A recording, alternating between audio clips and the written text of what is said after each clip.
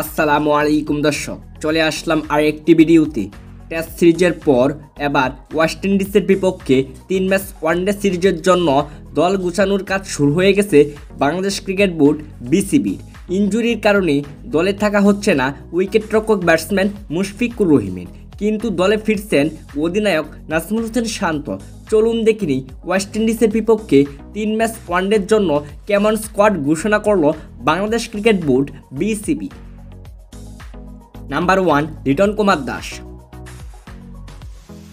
Number 2 Soumya Sarkar,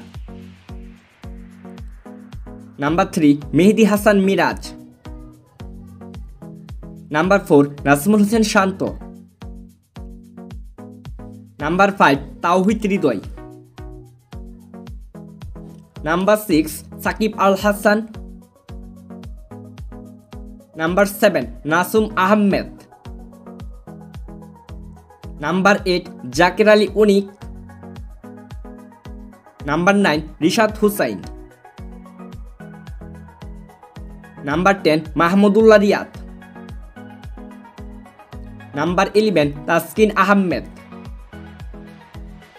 number 12 Mustafizur Rahman, number 13 Tanzim Hasan Sakib, number 14 Shoriful ইসলাম,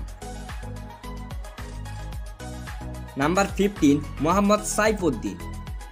West ইন্ডিজের বিপক্ষে বাংলাদেশ এই স্কোয়াড নিয়ে 3 ম্যাচ ওয়ানডে সিরিজ কেমন করবে জানান আপনার মতামত ভিডিওর কমেন্ট বক্সে কমেন্ট করে। Thanks for watching.